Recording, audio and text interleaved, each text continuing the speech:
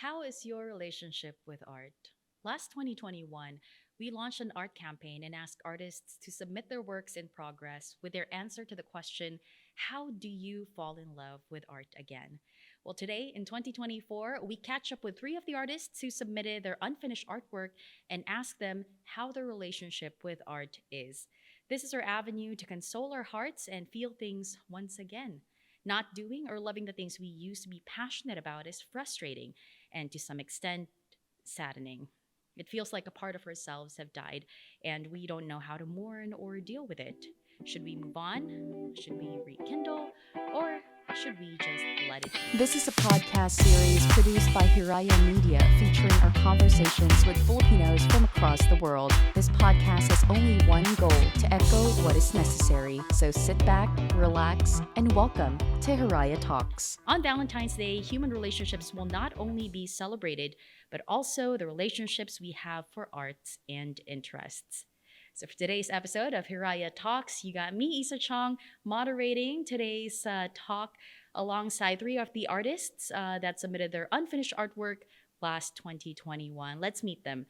Please introduce yourselves, you guys, and what you do, what keeps you busy these days. Hello, I am Ira. I'm an illustrator. My art styles usually anime and cartoonish. And yeah, I'm currently a graphic designer in a startup company in BGC as my first job. And yeah, that's me. Hi, I'm Yuni. I am currently a design lecturer. I've been teaching for 5 years now at the university. I am also an art director and I am also a freelance artist and designer.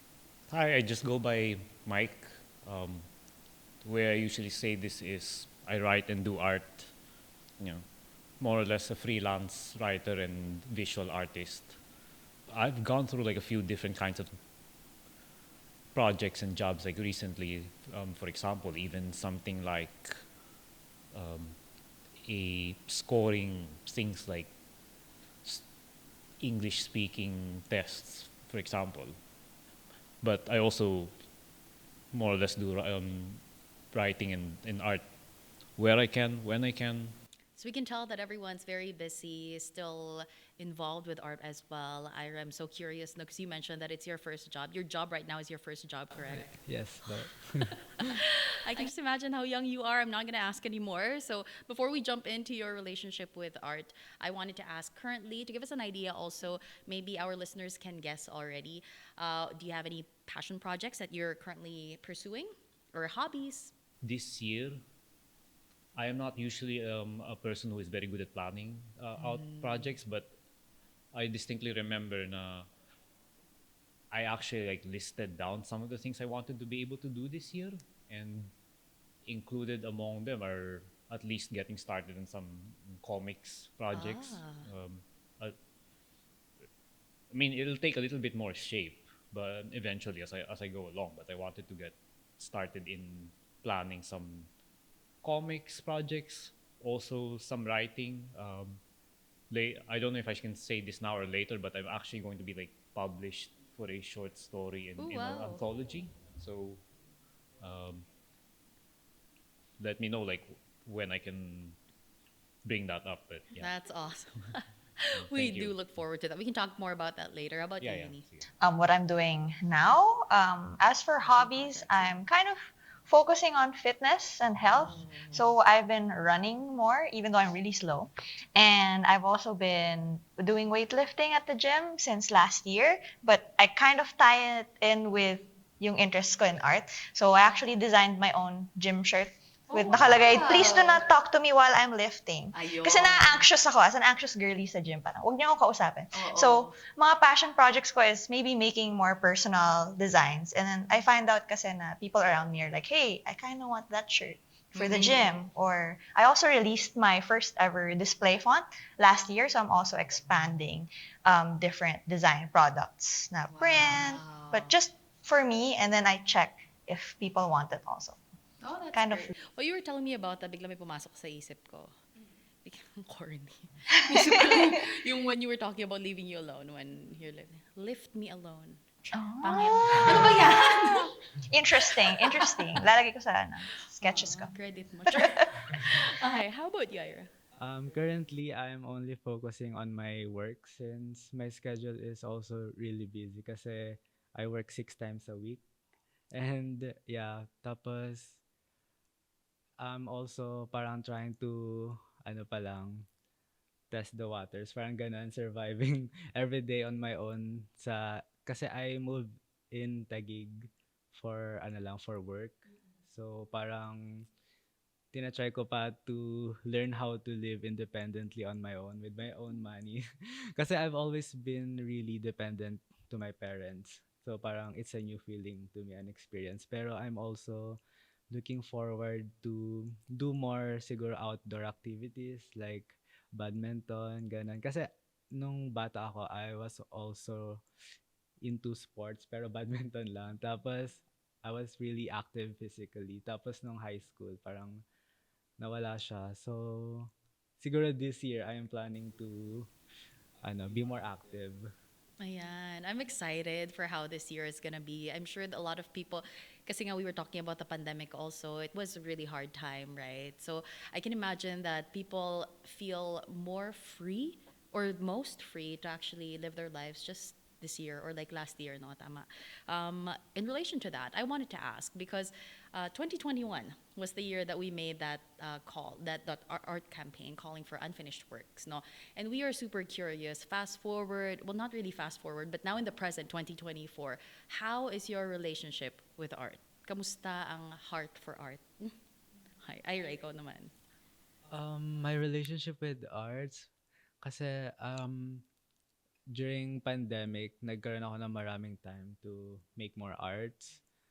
And, pero parang everyday, parang nawala yung passion ko for arts. Tapos, it became like one of my lowest lang nung year na yon.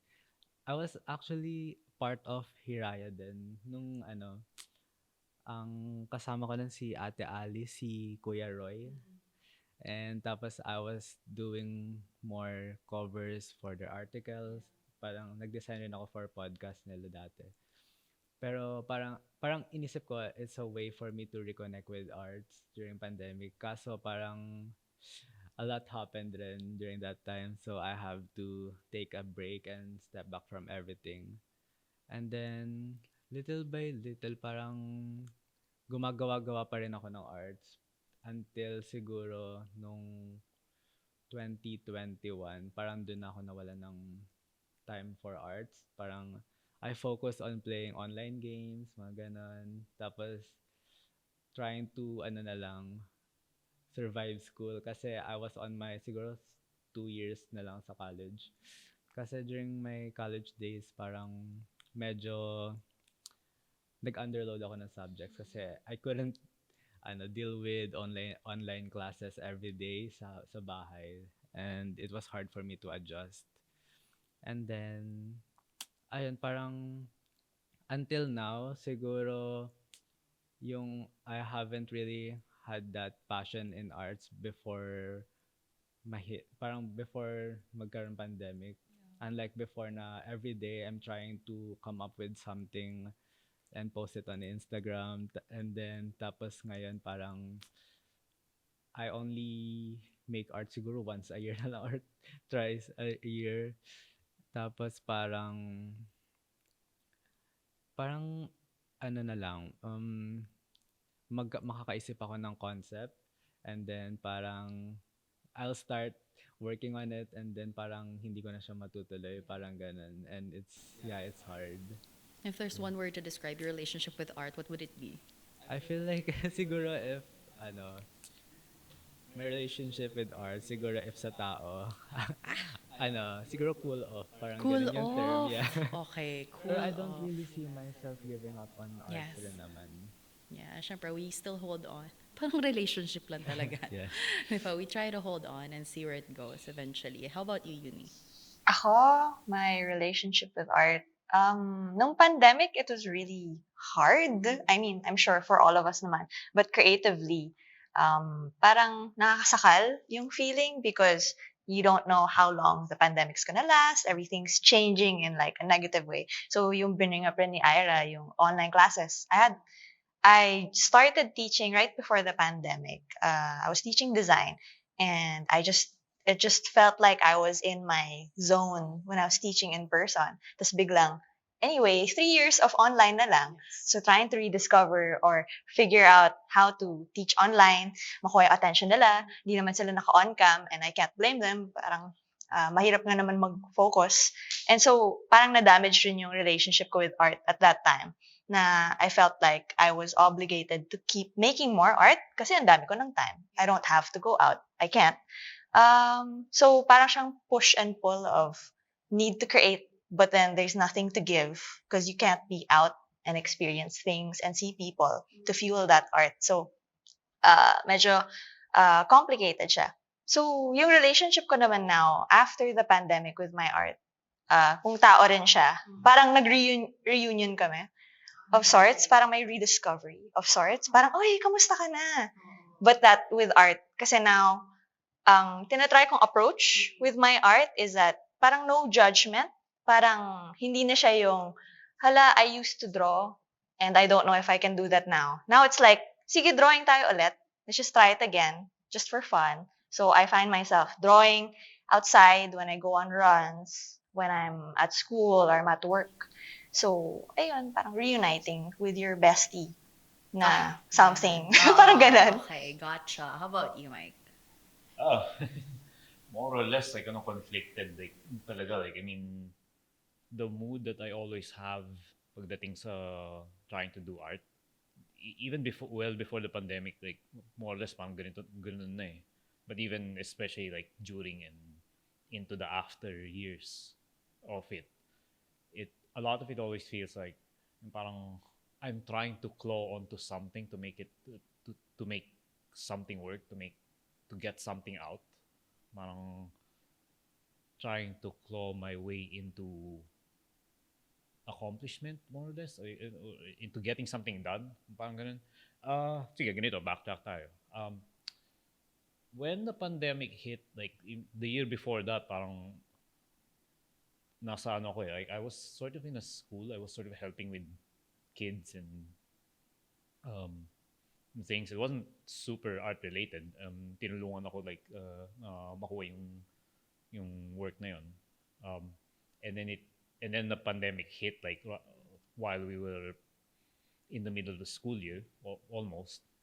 So, you know, napa-uwi kami lahat. Napalipat ako sa bahay. Nag-shift yung nature of work. So, more or less, parang gumagawa ng modules, nag-layout ng exams, ganun, certificates, things like that, presentations. For a few months more until siguro mga end of 2020, more or less yun yung ginagawa ko. And then, after that, parang lumulutang, more or less. You can give any number of synonyms for it, mga soul searching, mga trying to get by, trying to get some things done. So paminsan freelance projects, not necessarily art, paminsan other times mga nagsusulat, writing kasi yung degree ko was actually in creative writing, and so I try to get some projects na you know mga standard freelance jobs that have to do with writing, parang yung mga essays and articles and paminsan mga SEO related stuff. Still it was slow going until siguro after 2022 to 23. May nagpagawa sa akin ng short comic pages. Now, I think this was not necessarily a directly paid thing, but nahasa experience ko. So it's like 5 pages of comics na para sa ongoing bigger project ng isang friend slash client na to. And then 2023, things started to pick up a little bit kasi when dumami na yung mga events. One thing na hindi ko nasabi kanina was like, I finally tried starting to sell yung stickers. If you know an event called StickerCon, last April siguro, nag I was actually able to like exhibit at that. Not a big, I didn't like have a big booth or anything, pero nakabenta ako. I was able to repeat this later in the year with a smaller event, and I'm still learning that. I've also taken on projects like things like mga ghostwriting. I've been able to ghostwrite like a whole novel and a script, a screenplay among others. Well, short film lang naman, pero and essays and things. So medyo maraming interests and medyo kalat actually, you could say this, but I'm trying to more or less just get experience para when I actually start advertising myself for more work. Yung priority ko kasi more or less right now is if I can sort of make a living out of these streams, no? With kung keso comics ba or nagbebenta ng art or and then be able to live better off of it. Parang ganun. I'm still seeing where it goes, but yeah. Yeah. Sige. One word to describe your relationship with art. Siguro nga, like yung easiest word that comes to mind is yung conflicted. Conflicted. That I'm trying to squeeze something out. So, Was it completely different from when the pandemic started for you guys? Like your passion level of passion for art, was it completely different from when the pandemic happened and even after? Anyone can just jump in.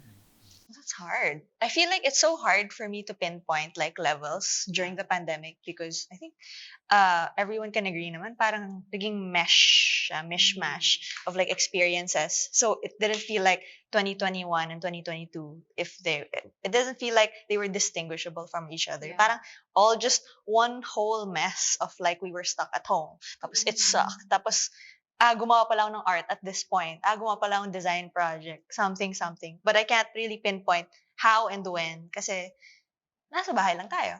And then we were talking to different people, stuck in Zoom, stuck in Discord, ganun. So, I feel like I can't tell or compare yung passion levels. What I can say is mas may clarity na ako ngayon for what I want to do or parang hindi na siya everything that I do in a day is in one place. Hindi na ako stuck in like literal four walls kasi nasa condo lang ako alone. So, ngayon, it feels like the level of passion is that it's spread out na yung places that I can do things instead of the place where I sleep and eat and work and study and work has to be the place that I also draw and create in. Yeah. Now it's just, it can be anywhere and that's a freeing level of passion siguro. So yung rediscovery came after we became free of the pandemic, no? Was that the same for you guys? Yeah, I agree with Yuni about sorry, about it's hard to distinguish your level of passion from 2020 to 2021. Pero during siguro mga 2019 and yung earlier 2020 kasi before I feel like I was at my peak. Parang I was really productive with arts. Gumagawa ako ng arts and during our merong foundation week sa school and I was parang doon ako nag-start kasi I really have a low self-esteem about my arts. Parang hindi ako masyado confident. Tapos parang my classmates pushed me lang to sell stickers din sa mga booth. So parang yun doon ako nag-start parang magbenta ng stickers yung gawa ko. And ano naman siya, parang na-sold out naman yung works ko noon. And parang doon ko na-realize na parang I think I'm doing just fine and hindi naman, parang, kasi parang hindi lang talaga ako confident dati sa works ko. Tapos parang I'm not trying to make a living out of it kasi I feel like it's not that parang worth the money, parang ganun. Tapos ngayon, looking back, parang I feel like I took it for granted, parang ganun. And if I can get the chance to siguro reunite with arts then siguro Siguro I'll try it this year ulit. Yeah, I was just gonna ask, do you think this is the year Yeah. na magbabalikan kayo ng art? Mm. I think so naman. Pero I'll have siguro din to see kasi yung schedule ko talaga din. Oh, hectic. Sunday lang yung free ko. Oo. 6 days a week. Okay, we'll see. We're rooting for you, Yeah. Ira. Shift yun. If you Oo. don't mind me asking. Yeah. Daily shift lang naman. Yeah, 10 a.m. to 7 p.m. To 7. Oo Pero nga. ako Pa- like 3 to 12 or 11. Eh. Yeah, but it's semi-flex. Parang I can go there siguro mga 8 a.m. to 5 p.m. Okay, Pero okay. hindi kasi ako nagigising ng maaga. Ay, nako. Yeah, Kung ikaw, we're rooting for you, Ira. I was just gonna say that we're really sometimes our own worst critics. You're Yeah. much better than you think you are. So we look forward to seeing more of your work. How about you, Mike? Yeah, yung same question Ah, kanina, same right? question. Yun nga eh. Ano ba sasabihin ko? Like, just to expound on yung sinasabi ko dati na parang a lot of times feeling ko parang lutang ako or both lumulutang, like floundering, and lutang as in I'm not sure I'm all entirely there a lot of that of the time kasi yung mga mental fatigue and cloud or fog or something.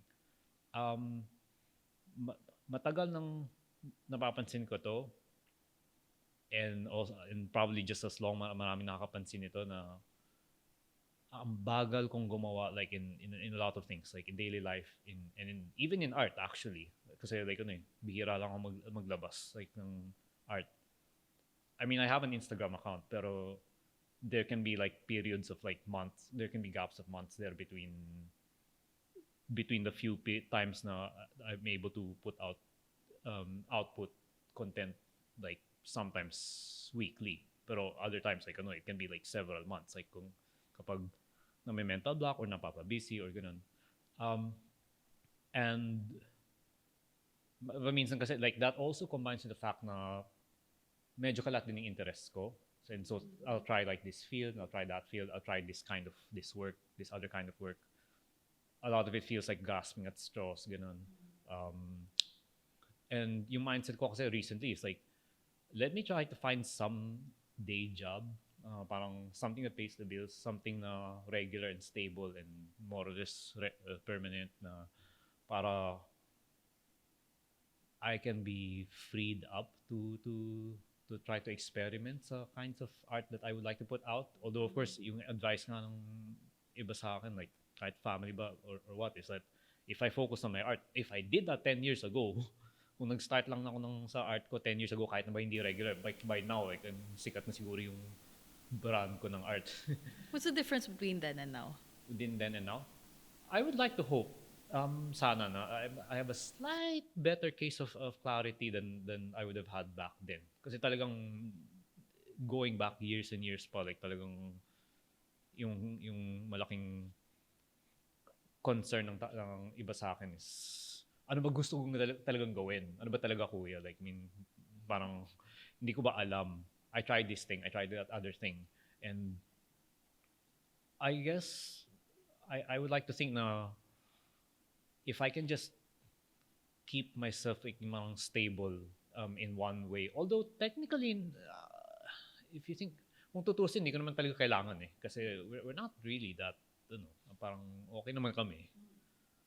But it's a little bit beyond yung actual condition of an actual financial. A lot of it is just the feeling that you're stable in some way, no? And if you have that, even if you don't literally need it, that can be sort of freeing. Kaya I recently, wonder if that's yes, caused also by the pandemic, no? Kasi parang that sense of wanting to be stable also, or the need to be stable, for me also came after the pandemic eh. Or maybe because of the inflation also. What do you guys think? Diba? I don't know. Oo. Did that change because of the pandemic? For you, Mike, I think, is the pandemic also a factor for why you're prioritizing stability now? Well, siguro ngayon I can say na parang mas na-articulate ko lang like better, which is kind of ironic given that I'm supposed to be good at articulating. Pero when it's my own thoughts, parang ano pa rin, kalat.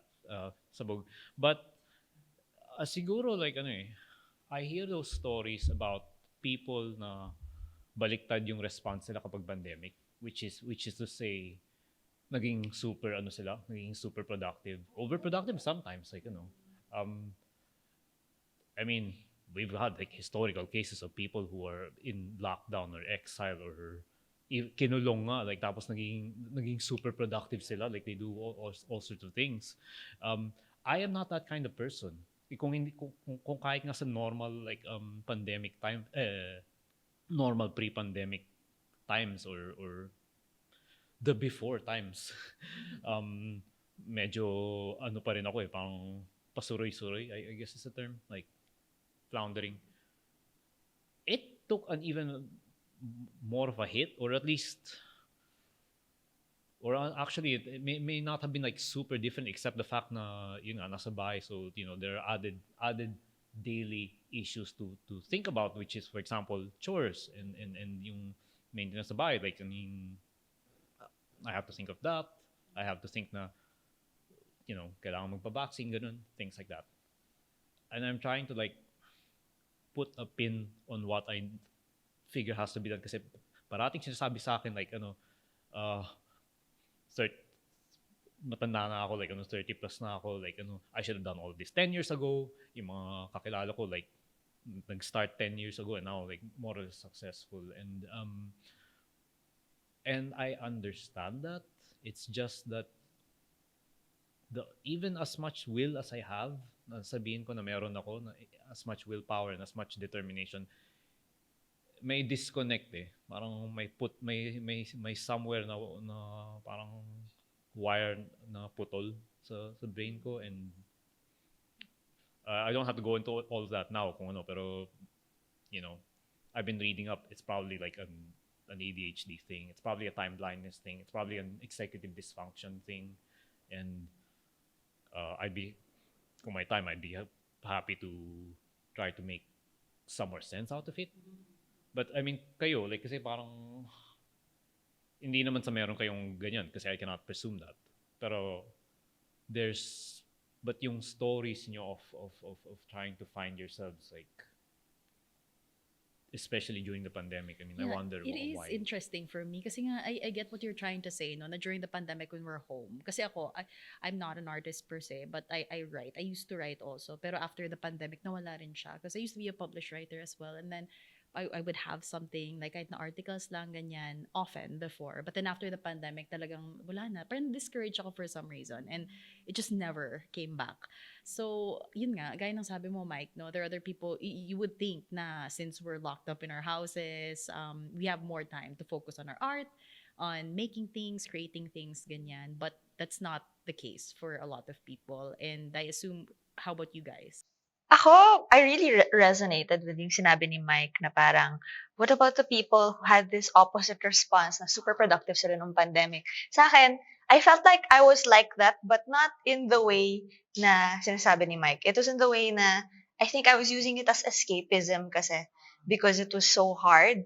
And so, wala akong routine, like, my sleeping time was shot for sure. Health, not great. No social life. So, ang nangyari nung pandemic, I took up streaming. So I was streaming video games and I designed my own overlays. I made an audience sa Facebook Live playing Monster Hunter with Filipinos, and I draw and stuff. But then I think it took up so much of my time na I didn't have anything outside of it. So parang it looks like productivity, but then may pagka-toxic relationship siya with having to put something out there, I'm stuck at home. I have to make sense of it. Dapat may nagawa akong something, may nagawa akong project. I did something good or something, and then people will see it and they'll be like, wow, grabe, in the pandemic, ang dami yung nagawa kasi at home. But in reality, every hour outside of streaming and creating work, it wasn't good. It wasn't healthy. As in, very, very isolating nga yung feeling. So I understand talaga, like, talagang relatable yung feeling na yung time blindness and just crawling out of something. And at that time, it's not like we knew na it would last 3 years. parang it felt like I don't know if it would ever end. So parang escape, naging form of escape yung creativity ko nung pandemic, which is probably why that passion kind of died because it felt emptier. Ang hirap, parang get, you're trying to create from something that wala na siyang laman. Parang pinipiga mo na siya. So, yun. So, yun yung feeling. With me naman, siguro yung first few halves ng pandemic, I was really productive. I started exploring different art style, tapos ang dami ko ring nagawa. Pero when COVID hit our home, parang doon ako parang unti-unti nawala ng fire sa arts ko. And parang everyday, parang tinatry ko siya gawing parang coping mechanism na lang yung arts like I used to do before. Pero during that time, parang sinabi ni Yuni na parang you're trying to make out of something na walang laman. Tapos parang I'm trying to pinipiga pero walang lumalabas. Parang ganun yung din yung nangyari sa akin. So parang after that siguro, parang hindi mo rin talaga alam kung like parang what's the term dun? Parang hindi mo alam kung kailan babalik yung passion mo for arts, parang ganun. We launched an art campaign back in 2021 where we asked artists to send in their unfinished artwork. And we have with us, of course, the three of the artists who submitted your artworks. And I'm sure a lot of people have been looking forward to this. We are going to be showing your unfinished artwork that you submitted and talk about it. Talk about what inspired you to create this artwork, kung natapos niyo ba o hindi, and also your message, of course, to your younger self. We'll start with Yuni here. Ooh, I have not seen it in this much detail for so long. I kind of remember submitting this kasi unfinished work nga siya, yun yung prompt, and I didn't finish it na. But I was relieved na it had somewhere to go. So yun yung feeling. This is an interesting piece. I'm noticing yung details now. And I'm kind of remembering ano yung reason why I drew it. So I do a lot of personal art. So para siyang reflection or meditation for me on how I feel. So this was one of those very cathartic pieces na very emotionally charged. May pinagdadaanan, basically. And this is a self-portrait of myself, and it's very vulnerable, it's nude, it's staring at the viewer. And then, napansin ko lang na it was holding a flower, like a medyo kalbong stalk ng flower. And the flower it's called a forget-me-not. And I think what I was trying to say nung time na to was don't forget this feeling or this awful feeling. So it was very grim nung pandemic kasi. And there are these symbols around it, things that I wanted to do but I was frustrated with, like drawing and just making stuff that was impactful, finding work na stable, and then yung pattern dito, para siyang tiles. Ayan, may tiles dito. So these tiles were actually patterned after yung sa tiles from my homeland. So I was born and raised in the Middle East. So this was also an ode to that. And ano ulit yung question? I got lost in the work. I did want to ask, no, kasi since you mentioned that this is the first time you're seeing this in a while, how does it feel right now, just being face to face with your artwork? It's very, hindi naman grim, but it's very surreal kasi she's looking at me. Yung past self ko in a very literal sense na parang it was just like it's like a glimpse as to into what was happening that day. Like I feel like when I saw it now, parang when I first saw it kanina, it's like, oh, I made this pala. It was a long time ago. But now that I'm looking at it in detail, it's like, oh, okay, I can feel from this work why I made this, why I drew this, and that I was having a really hard time. So I never finished this work, let alone I did not remember it, because it was very emotionally charged. I think that was its purpose in my life. I just needed a release from those feelings. Ayun. Your message to your younger self, not only well the younger self who made the artwork, but also the younger self that was able to get through the pandemic and still be here, still doing art. What would your message be? My message would be, ang hirap naman. So emotional. Okay, my message would be to just try. and trust yourself more, because I think at that time I couldn't parang I wasn't okay with myself. Like I couldn't trust myself to do the things that I used to be able to do so easily. Like the pandemic robbed me of that agency na pag sinabihan ako na kailangan kong gumawa ng ganito, kailangan kong magturo, ganun, magagawa ko siya, and basic things like taking care of myself, hindi ko siya magawa kaagad. It's very hard. May parang invisible hurdle. And now, yung message ko sa kanya is to try and trust yourself. Kasi now, I'm at this point in my life where I just trust myself. Tapos, sarili ko lang naman din yung sasalo. And I know that she's there for me. And I wish she could see that it would be okay naman after. So, ayun, ha? Ang hirap naman. Oh, and syempre, because this is not just, we're not just talking about your relationship with other people as well. Ngayon nga, Valentine's Day, it's also very important to remember our relationship with ourselves, no? And I can imagine how emotional it is looking at this artwork that went unfinished. And kasi grabe, para talaga siyang entirely different era. It's just a few years ago, but it seems like a dream. Even till now, like I feel like it was a dream. Quarantine passes, face shields and all that. Grabe. But yeah, what is one lesson that you want to impart to our viewers that you learned from way back when during the pandemic? I see. Siguro yung lesson that I'd want people to get, like I also say this a lot to my students, is that whenever you say na you forget how to draw, or like you used to draw, or like, oh, that used to be something I did but now I can't, that's not true.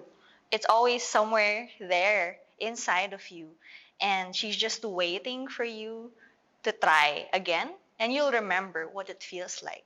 So it'll welcome you. It's very, parang sinabi ko rin kanina, it's very forgiving. And you just need to trust na it's there. Don't shame it. Na parang put it in a box na this was the perfect time for me to draw or create work. And now the time has passed. That's not true. Parang on pause lang siya. Nag-break lang siya, nagbakasyon lang yung self mo that's able to create. Pero babalik din siya. I love that so much. And there's really no rush. I know that the pandemic also put a lot of pressure on our shoulders. Feel natin we missed so many years of our lives, right? Parang it just passed us by with us being unproductive and all that. Pero it's there. You know, when they say that everything you need is within you, I really do believe in that. So that's so beautiful. Thank you for sharing. Okay, next artwork. This is Mike's. Can you tell us about this unfinished artwork that you submitted? I don't need to show this yet, do I? Well, medyo opposite case ito to yung sa case ni Yuni na it's not something that I would say is very has emotional like investment in it, like to that level. I mean, it's not something that I did that was very. I mean, hindi naman sa that I'm not taking it seriously. It's just that it's not a yung personal deep out of the heart, out of the deep down personal emotions that they did. This is like, I would consider it more like genre work. Kasi one thing na hindi ko nasabi kanina during the pandemic was like the first time that I tried things like tabletop gaming, which I guess in that case it would have had to been online kasi for obvious reasons. Yung mga Dungeons and Dragons, Call of Cthulhu and things like that. The reason that I bring that up is those games are about world building, right? And one of the, for example, yung Call of Cthulhu, I mean, it's horror and it's about, yung settings niya is usually old school, like the West, like yung 20s, 30s, ganun, with giant horror monsters, ganun, and trying to escape them. I played one that was set in like 1920s Berlin, for example lang. So yung mga friends ko that I was sometimes playing with that are also interested in these sorts of things, sometimes we get to mixing up the themes, or at least talking about what other themes would be good. And one of them is like, mga, make it relevant to the Philippine setting, yung Philippine Revolution, like yung, because you have like the yung mga ilustrados, you have yung mga, they were intellectuals, they were going abroad, they were studying all of this stuff. And who's to say that they weren't studying occult things? And there were people like that. We're not even going to go to the obvious case, but there were people like si Pedro Paterno, si Isabelo de los Reyes. They were well, the latter didn't even go abroad until he was jailed, but until after the 1896 whatever. But the point is like nag-aaral sila ng not just like the standard historical and ethnological and anthropological stuff to do with Philippine cultures, history. Sometimes they also studied things like the occult, especially si Don Belong, si Isabelo de los Reyes. He You can probably uh, credit him among other people for like making Philippine mythology a big thing. Because like he wrote like a whole book and it won an award to Spain like at the time, and he did that all of that while being at home. He didn't have to go abroad for that, not yet. The point that I bring this up is like yung things that I learned from that era, those people, those yung learnings nila, it kind of seeped into this. And so I threw in other interests into the picture. Do you want Yeah, me to for show the this sake of now? our Yeah, so audiences ito. who are just listening, ayan, In- can you naka- describe to us So- what's in the photo? The way that I actually titled it, because of course like I put titles sa mga artworks, is just Ilustrado and Cat. The funny thing is that you never hear about any of those guys like ever having to do with cats. Kasi or pets in general kasi see, magta-tangent na naman ako. I like history a little bit, and there's a book that came out that's called Dogs in Philippine History. And dun mo malalaman for the first time ever na si Plaridel, for example, Marcelo H. Del Pilar, may dalawa pala siyang aso, I think. He has the big Dalmatians. One of the earliest people, Pinoys to have dogs like that dito. And that being said, I made this well before that book came out because that book just came out siguro last year. But I just combine yung interests kasi I like, to be honest, I'd like to think I'm a bit more of a cat person. Oh, I was just gonna ask, yeah, are you a cat person? I mean, I like cats. Like, Yeah. kapag nakikita ko on the streets, like, You prefer cats over dogs? I mean, it depends on the dogs. I mean, if the dogs are like really also small and cute and dirty, like yung mga corgis and Shiba Inus, siguro, I mean, nakikitan din ako. Like, I mean, it certainly depends on the dogs. Like, I mean, but yung cats kasi, there are more of them who are already but that default cute, small Standard yung itsura nila. appearance.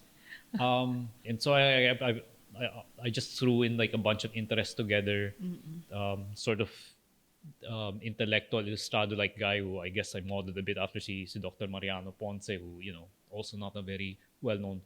He was best friends with Dr. Sun Yat-sen and Chinese Japanese nationalists, that sort of thing. They should make a movie about him. But anyway,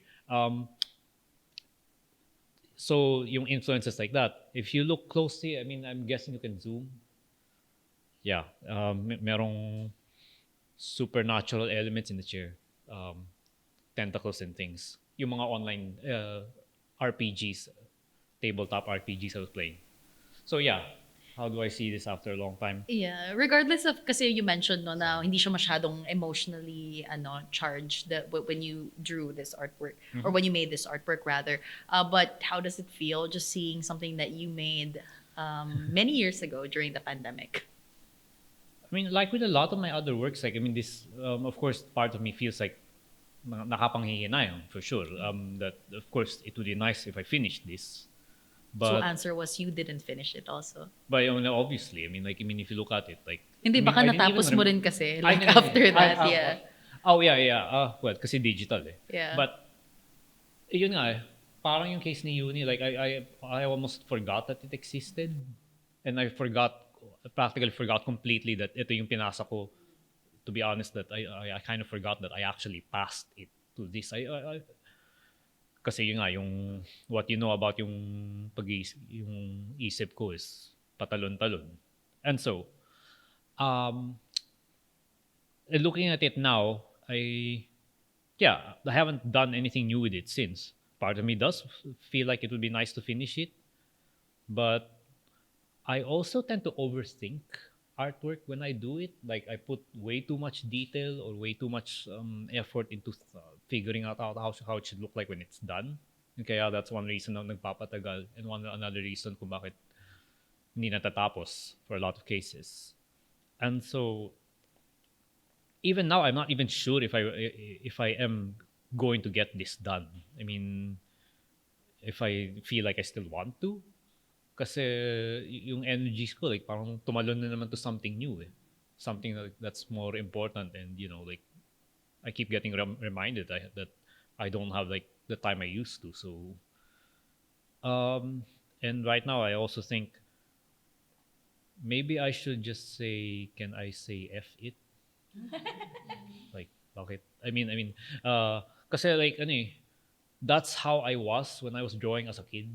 As a kid, or as ano, yung like high school years, like I didn't really care that it didn't look like that bad. It looked better, I guess, kasi as a kid, kasi you're not really conscious of all the ways that you need to improve yet, or how it looks better. But if I could get back that state of mind na parang gawa lang ng gawa, like not just in art, in writing, like I also joined NaNoWriMo once, like if you know that's like 50,000 words in a month. Wow.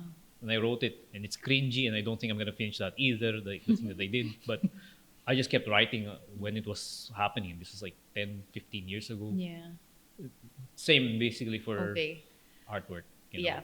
Since we were talking about you years ago, no, I wanted to ask, since you're face to face also with an artwork that you did years ago, what would your message be to your younger self? But honestly, like, it's not just yung younger self ko that needs to hear this. It's me, like right now, that needs to hear to hear this. Is that probably just don't overthink these things, kasi that kills off a lot of things that could have become great, things that could have become like yung known artworks, known successes, known accomplishments. Just siguro overthinking. I mean, I have to keep telling myself this, no? There are times actually baliktad eh. Sometimes yung younger self ko has to tell it to me right now. Kasi kako nga eh. Nung bata ko, sometimes I didn't give like a shit if that's okay. I that it wasn't all that pretty. I just did things. Like if you look at yung sa account ko online, like there are artworks there from high school na they don't look the best now, but I kept doing them and I did them. Why don't I have that now? That kind of energy now is beyond me, but if I could get that back, that would be nice.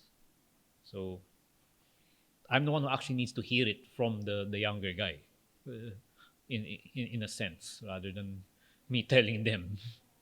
So yeah, To relearn from your younger self parang now, ganun. which is to be more free, to More care less. I wouldn't even say careless, but like not, to not overthink, to not to not get hung up on things, Yeah. to not parang worry too much, kasi yun eh. Isa pang concern ko is like I tend to worry a lot about the small things, and so I think it would help if I try to be a bit more spontaneous. Siguro Yeah. is Yeah. the term. Yeah. So ganun na nga, like siguro less critical also. yeah.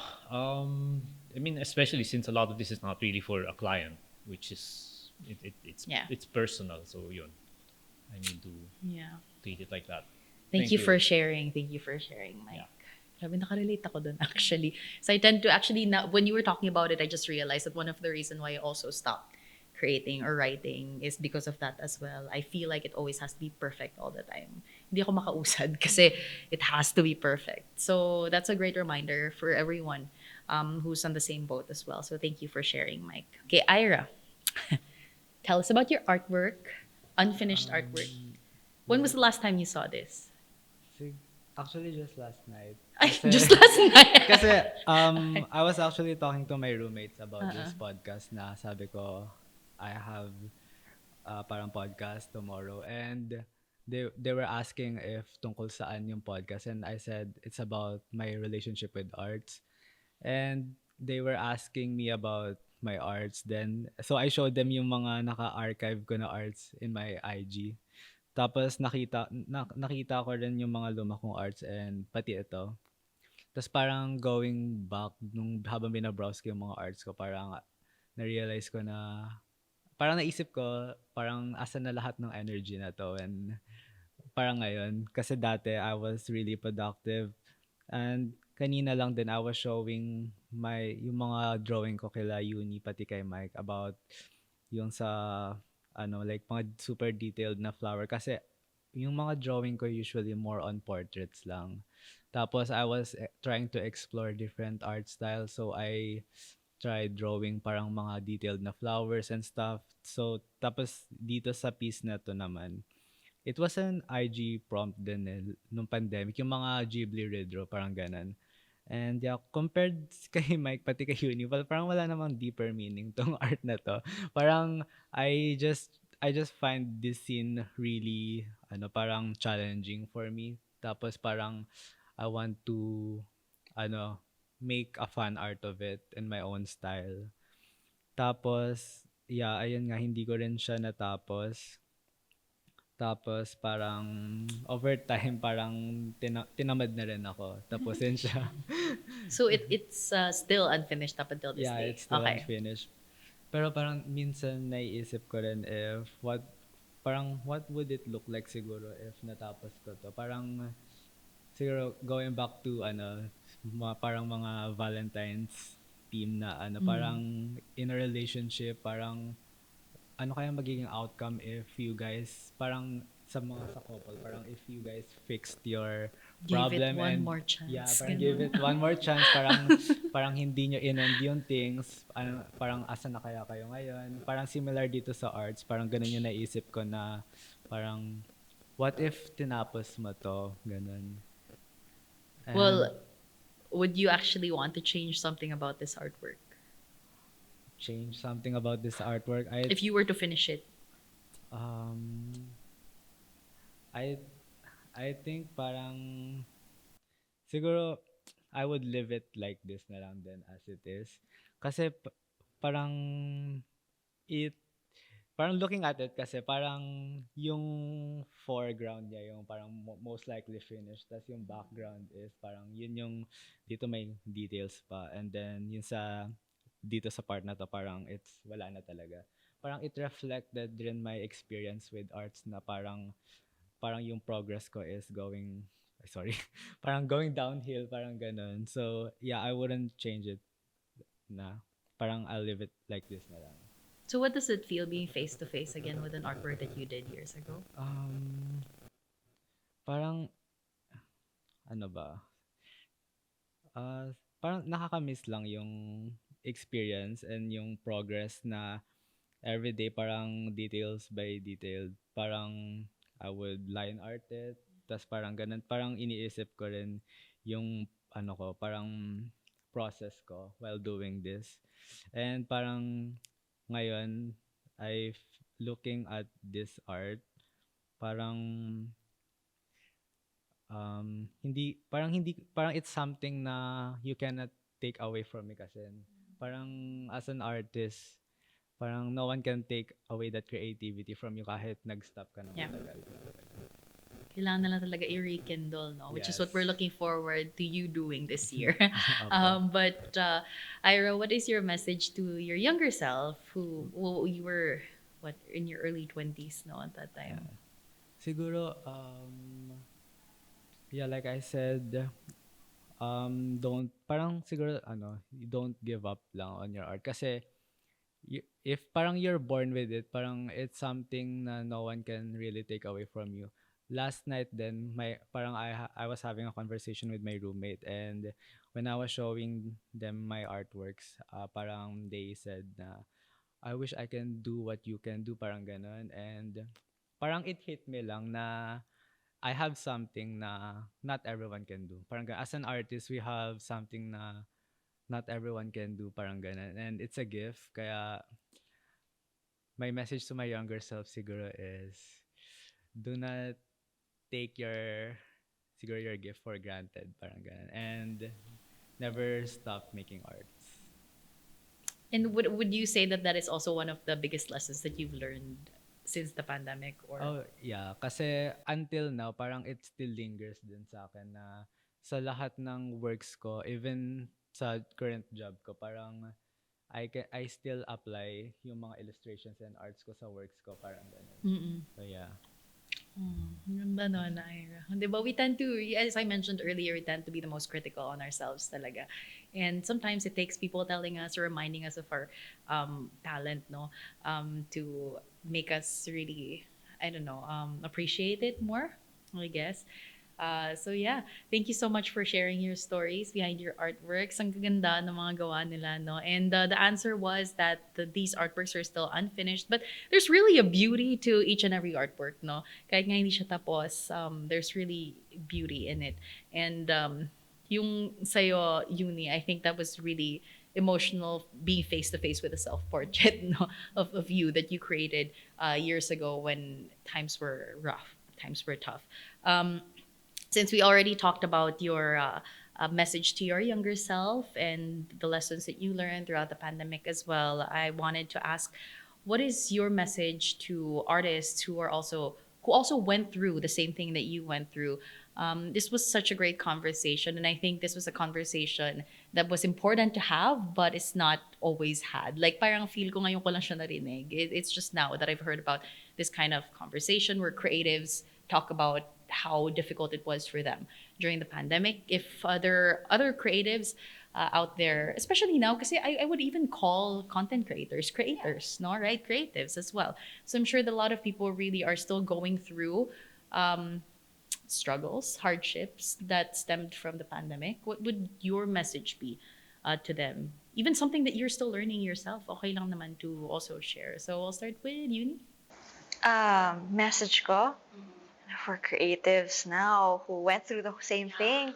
I'm also trying to learn this and apply myself. Kahit sobrang hirap, it's kind of related kasi sa sinabi ni Mike, yung dati, like, wanting that feeling again or that zone na gawa ka lang ng gawa.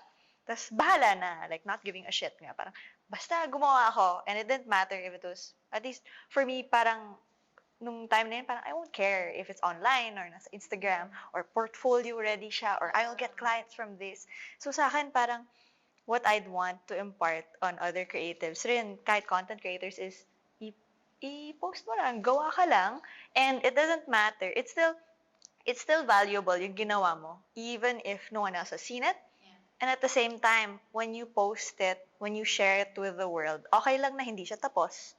Diba? Pwedeng unfinished work, pwedeng sketches, pwedeng something that's not fully polished. Parang yung act rin of archiving posts instead of having them out there in fear na hindi siya pulidong-pulido for everyone to see. But I think what I'm learning rin from seeing yung unfinished works is, ang ganda pala, pag nakikita mo yung works mo dati, nakikita mo yung development, yung progress, or ano yung milestones ng journey mo through those different works. So I'd rather na creatives like us and other kinds of creatives also just make stuff. And the risk isn't actually that high. Parang yung perceived risk natin, yung overthinking na parang, hala, pag pinost ko tas pangit, it's over. Parang, hala, hindi maayos yung grid na ginawa ko for my profile. It's over. Tapos, yun rin yung nagsastop minsan sa akin sa pag-create. Parang, hala, yung last na pinost ko mas maganda. Tapos, popost ko to after. Hindi bagay. Ganon. Or, hala, it has my face. Baka hindi ma-like. Ganon. So, I'm trying to let go of those kinds of yung instinct knee-jerk reaction, especially nung pandemic na that's their only view of you, yung ginawa mo online, yung makikita nila online. But that's not true anymore. Yeah. So, wala. Ayun, gawa lang, tapos post pa lang, okay lang yan. Better to have it out there than not. My word of the year is surrender. Oh, surrender! Diba? Surrender. Yun, Just creative surrender. Aw. Diba? I love that. So, thank you for sharing. Ang ganda, ang ganda. And I really hope that we learn that, no? For some reason, I think the pandemic talaga, parang may PTSD pa tayo from the pandemic, really. So, it's very important to know that it's safe to surrender. Mike, I wanted to ask you also. I'm just curious kasi kanina nagkukwento ka no, about your younger self might be more qualified to give advice to your older self. What do you think is the reason? What's holding you back? Like, why do you? I mean, not that. What is making you more critical of yourself in your work now? Yeah, kasi like it's quite like siguro like quite a few like set factors. I mean, one of it is the fact na I realized na I have to grow up. I am always being told na parang I have to grow up. I have to think of the future. I have to start like adulting more or less. Um, it's not as simple as parang sinasabi ng family na parang lang na hindi na walang pera. I mean, I'm fortunate, no, na yung family ko is supportive enough. What the issue they really have is like I don't focus enough on it. Or na parang yun nga kalat ako. It's not exactly the same problem as other more traditional families na parang gumawa ka lang ng art at all. Like aayaw sila dahil wala daw pera. I mean, clearly, may mga tao na kumikita na from art like now. So, but it's just, slow and you have to keep working at it. And it's,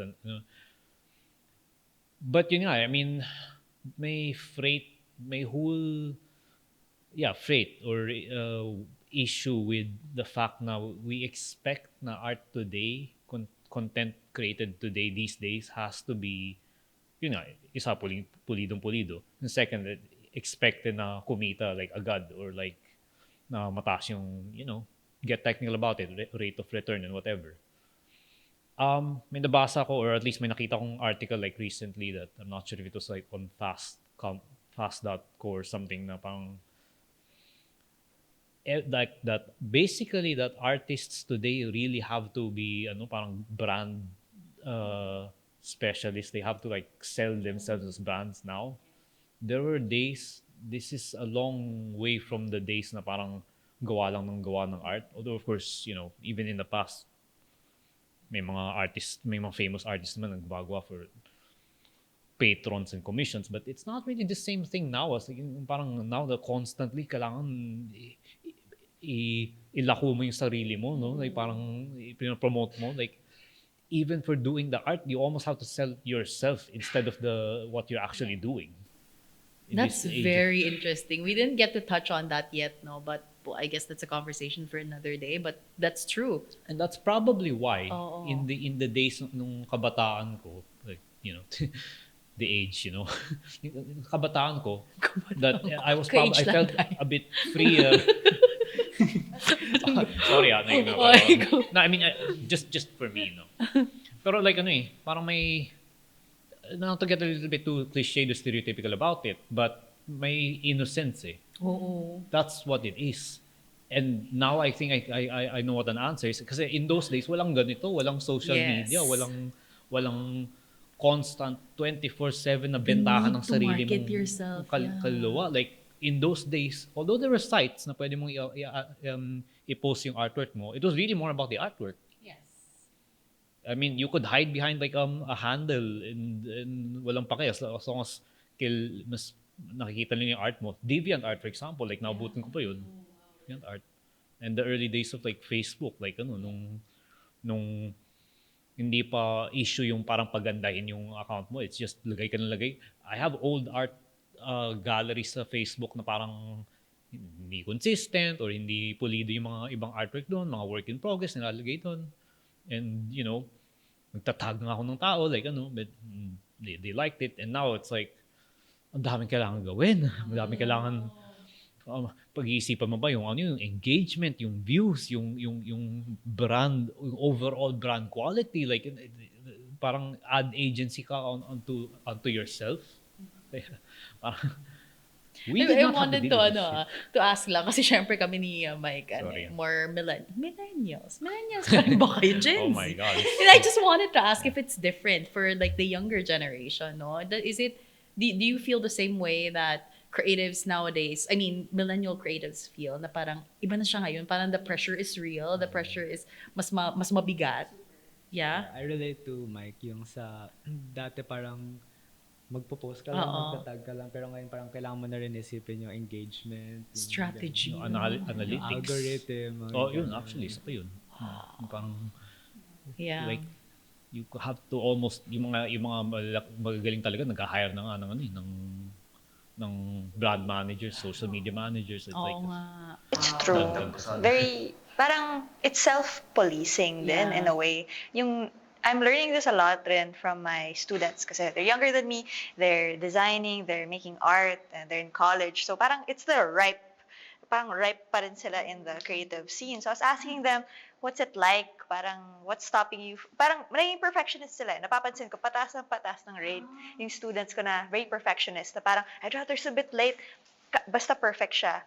Versus, ma'am, I can't make you see what I'm working on now. Hindi pa siya tapos. There's that shame. Pag hindi pa tapos yung work. Tapos, yung explanation pa nila sa akin, na I noticed na napag-usapan na rin natin, parang may separate accounts din because of your different personas as a person online. So you have like an art account, design Oh, account. gosh. Yung Yeah. because na-bring up kasi yung activity of like, the act of archiving works. Kasi wala, separate yung personal, separate yung private, separate yung artwork, yung art profile mo. So, ang daming curation na nangyayari. But then I realized that I don't need that pala when I look for artists that I like. I don't go like, hala, may picture sila ng sarili nila sa art page nila, unfollow, block. Parang hindi naman eh. But then when we think about that for ourselves, parang, I need that. Yeah. Kailangan yun. Which is weird. So, self-policing talaga yung napapansin ko sa Wow. generation now. Yes. Which is kind of hard kasi parang nakakasakal siya eh. Parang, I can't make stuff if I'm so super conscious about everything. But also, validation, need for validation, need for, hala, people are looking at it. Ang hirap ng push and pull na yan. I wish it was like before. Yes. Na just make, tapos magpo-post ka, tapos some random person will be like, wow, cool, artwork Diba? on DeviantArt, ganon. Or sa Facebook na lahat ng friends list mo, tinag mo na sa art. Oo nga pala, no, that happened. I almost remember forgot. that kasi like, ano yun, like, yung art page ko doon, like, it dates back over a decade. So, I am already dating myself, pero like, gumawa ako ng separate art page. I don't even update it like ng regularly, pero especially now, pero lagay lang ako ng ano. This was before Instagram or before nung kaka-invento lang ng Instagram when all the pictures are filtered. Wow. Ngayon, hindi yung nag-filter ng photos eh. Pansin nyo? Grabe, it really brought me back. Sorry. Kung hindi mo siya na-mention, I wouldn't even have thought about it. But Yeah. Pero Yeah. yun eh, yung sinasabi ni Yuni na what was it na maraming kailangan pag-isipan, right? Like, I mean, when you're putting yourself out on your brand, the way that we talk about it, yung art, when you're putting out your art, your content online, connected din yun sa ano, yung self-consciousness na naisip ko, like na kaya hindi na ako nakakagawa, kaya ang bagal ko rin gumawa probably, kaya wala akong natatapos. A lot of it siguro is like ano eh, parang you feel like you need to be perfectionist. You have to spit and shine and polish. Like, kailangan parang kumikinang like the whole thing, parang ang linis. But if you think about it, if you put up yung works in progress, kahit na ba hindi mo matapos, walang expectation matapos, that actually means it's practical in the sense na mas marami kang may lalagay online. Kasi unlike in the old days na mahirap na i-document yung every stage of an artwork, especially before cameras. Ngayon, pwede mong kunan at every stage. Like, especially if it's digital, mag-save ka lang ng file. Upload mo, if you feel comfortable about it, upload at each stage. I think it's also okay to share yung stages ng development ng work mo. Because yun nga yung nasabi rin ni Ira na papakita niya yung very rendered part ng work, tapos yung sketches part. And I like the idea. I say this a lot in class na parang I need the students to make their mistakes faster. So that, and make more mistakes so that you can improve. And so when we make perfect work, tapos yun lang yung pwedeng ilabas, we're not allowing ourselves to grow, develop, just craft, mag-sketch ka lang. Parang hindi naman pwedeng perfect siya lagi. And then, everything outside of that, tatapon mo sa basurahan. Parang, ang ganda pa rin naman ng works, yung unfinished work ka ni Ira. I wish I could do that. Parang ganun, parang ang ganda nun eh. It doesn't I was do that. gonna say that it's relatable not only for creatives and artists, but for everyone talaga, because it's ang daming comparison and competition that's happening right now because of social media as well. So yeah, I love that. I love also that it seems like we're going towards being more vulnerable online. Dami ng tao, di ba, na nagpo-post ng ganon, like even posts that they're not secure, or I mean secure about, or they're not proud of, pero they share. Parang ganun din, as you mentioned, no. I hope more artists share more of their unfinished artwork, and sana nga hindi tayo masyado mag-focus on perfectionism. I love that. I also remember sa minention ni Mike kanina, yung just posting ng art sa Facebook. Tapos yung magta-tag ka Mm-mm. ng friends. I miss that culture din na, Nakatanda. yeah, kasi dati rin, yung mga work in progress arts ko, I used to post it on Facebook, like whip, gano'n. Tapos may mga nakatag na friends. And then they would Kung also tag sino-sino me lang. sa works nila. And then that's before lumipat ako sa Instagram kasi mas maganda yung quality doon. And then I don't know if na-experience niyo rin sa Instagram yung kunyari magko-comment ka sa isang drawing or art na follow for follow, like for like. Ay, Oh oo. my gosh! Mga bots. Yeah, Bots yan, di ba? yeah, parang yun yung way ko dati to gain more followers. Yeah, Kasi yeah. parang more followers, parang for me, parang it's a parang validation rin for my arts. Parang ganun. Yes. Pero ngayon, I don't think about it na yung I'm just parang drawing for myself na lang ganun. Yan. I love that. Masabi ka lang one thing nga pala, like, I mean, the other benefit siguro of uploading yung work in progress is the obvious case na alam nila na ikaw. Or mas may case na magagawa mo na ikaw gumawa niyan kasi they see the final artwork. I'm like, kung hindi ka kilala, it's like, sino gumawa niyan? Like, I mean, like, they need to have some proof.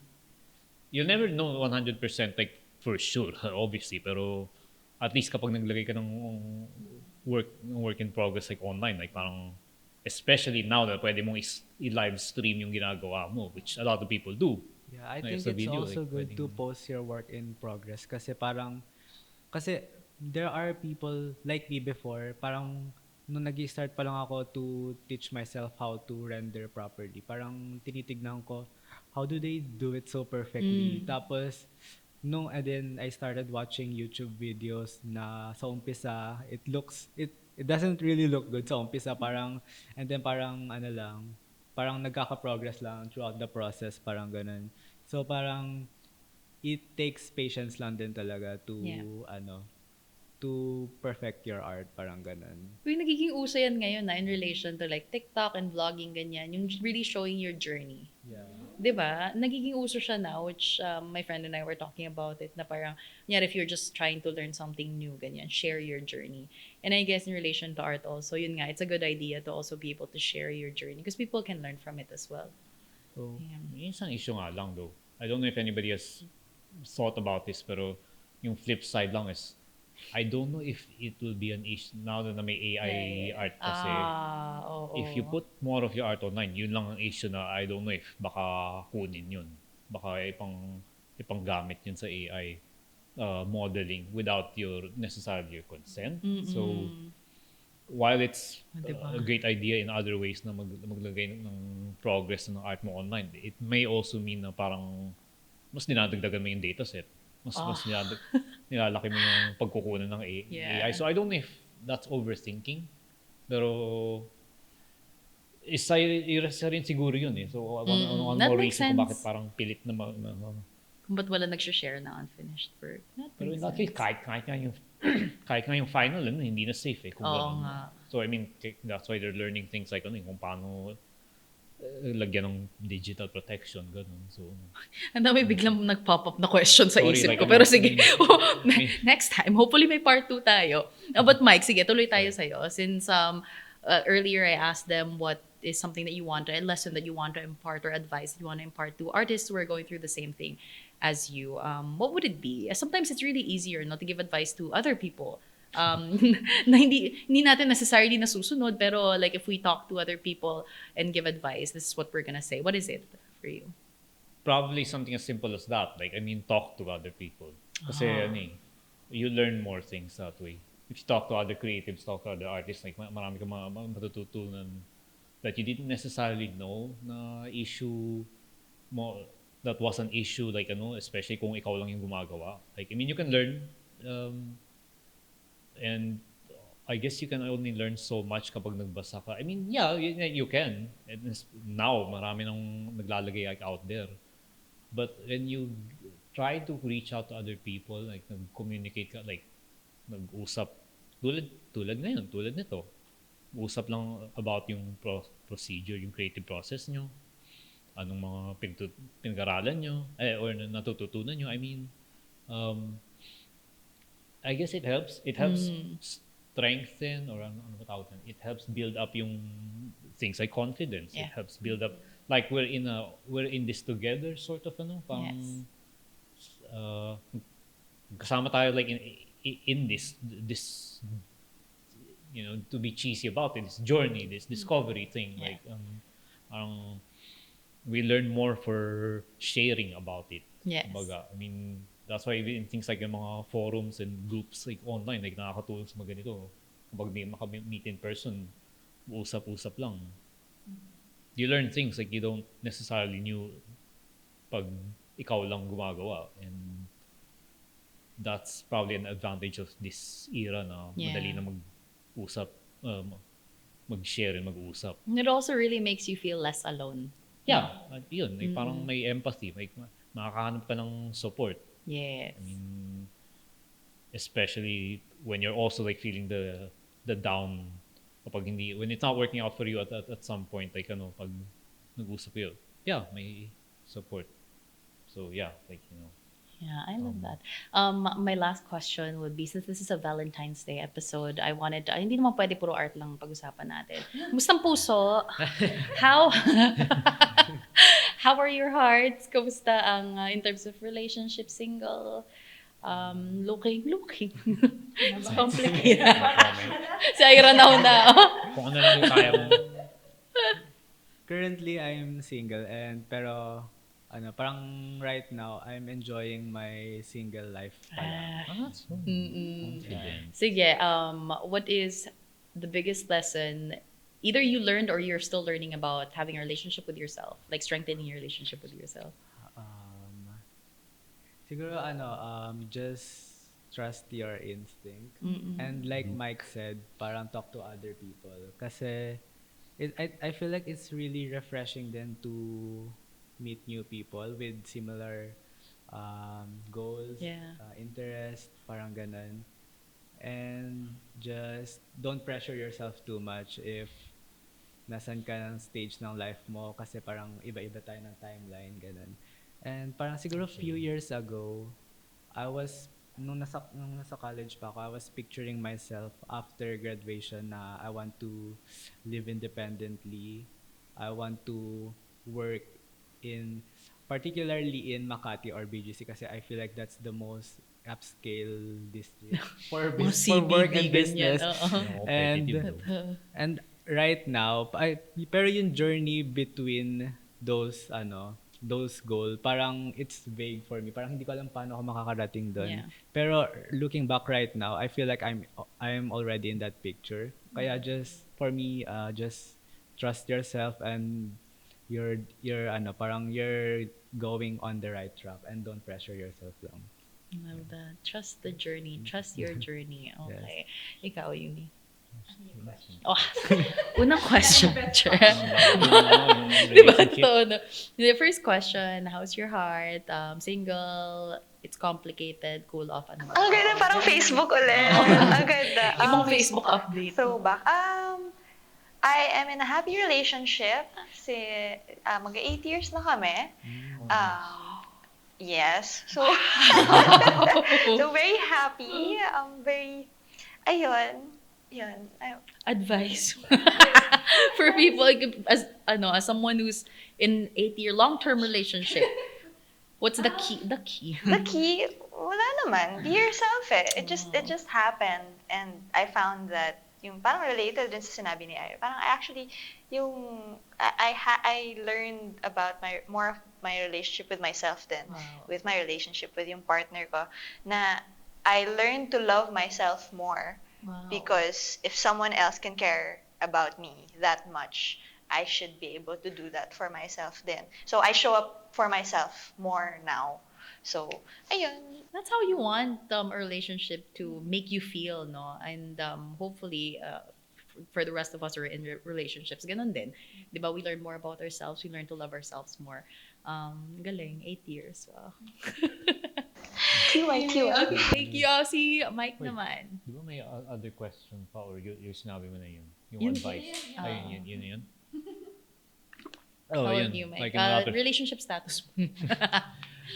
well, like in a lot of other things, like ano, parang in between case ako sa tong dalawa. Like, I mean, for the longest time, like ano, parang kasama ko sa mga single since birth. So, like, ano, I mean, but recently, like, I mean, I've actually sort of tried to start, sinimulan ko sinubukan ko mag-dating.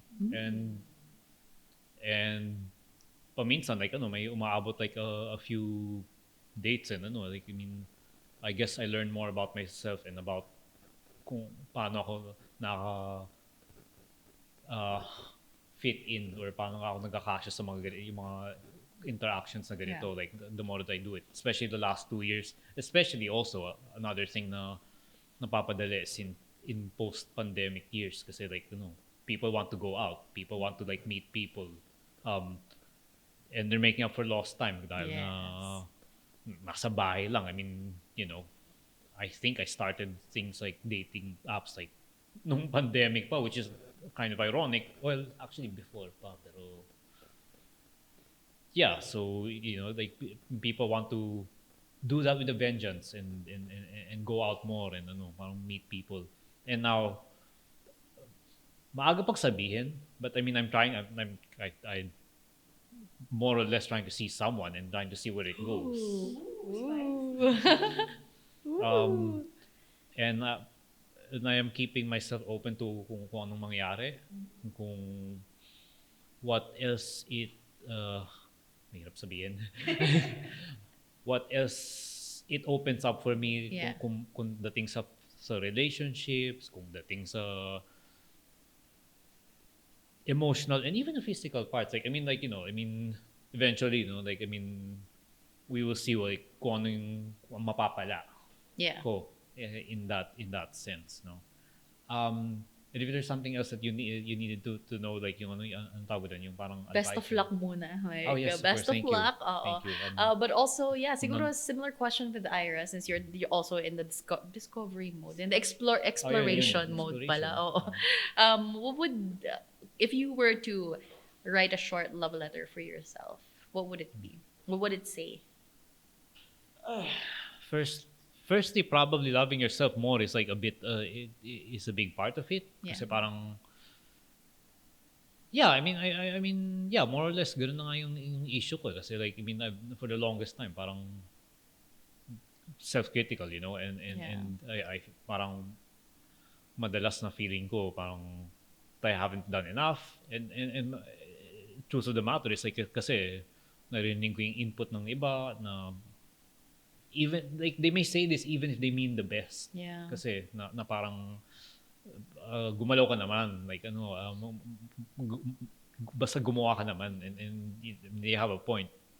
But I guess there is something like trying too hard and that if ewan ko, ironically if I try to ease up on myself baka mas may magawa pa ako by then. I don't mahirap sabihin, mahirap i-describe but if I do not worry about too many things siguro, including yung sarili ko, like including myself, then maybe I might find na mas mapapadali yung creative process, like like if I want to make things and if I want to express and if I want to build things like relationships, in a lot of parts of life really parang easing up on it will actually make it grow. Ewan. Parang medyo stereotypical or cliched pero malay natin, Hope you get to try that this Yeah. year and work towards that this year, So, Mike. nanonood dyan, like, like, I mean, kung nanonood kayo, like, that, yeah. Shout out. So, yun. Like, share, and subscribe. Thank you. Pero thank you, like, Thank you. thank you so much for, Of course. helping us through this. Oo naman. Yeah. It was such a great conversation that we had today. Before we end, just wanted to very quickly ask for your key takeaways or biggest na lang, biggest takeaway from today's talk.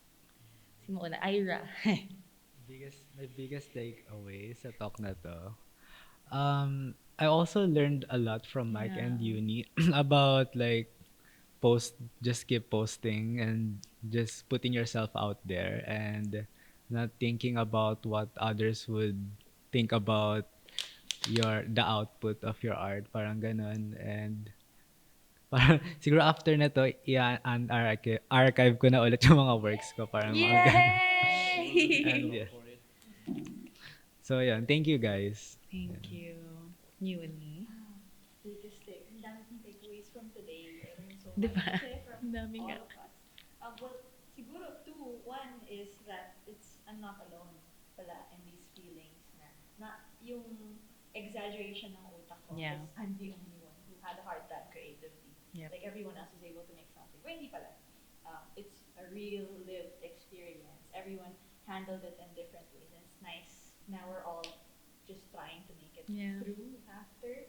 And two, ang ganda kasi pa rin na i-revisit. Itatry ko na i-revisit yung innocence ko when I used to just draw for the sake of drawing. Yung first love ko nga. Parang ang ganda ng feeling na, sige, gawa na nga ako.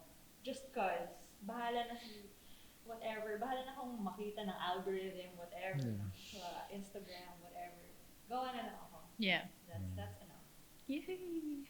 How about Yeah, you? so, yun nga, like, I mean, similar case, like, marami natututunan from si Ira at saka si Yuni dito.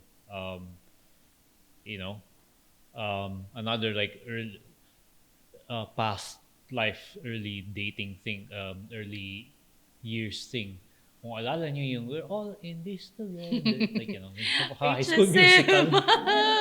Hindi niya naabutan yan. Like, well, siya, ewan ko kung naabutan niya yan. Naabutan ko. Ayan, Naabutan naman sila. ano na, nasa Disney Plus na yan. Kami, naabutan na namin na nasa Disney Channel. High School Musical, diba? Yeah. They should do a reunion musical, actually. Oo. They're that old. Sorry. I think grade 4 ata ako doon. Patay. Ako grade 8. Oo. Kasi kasabay ko sila na high school. Hoy, ba't may age reveal?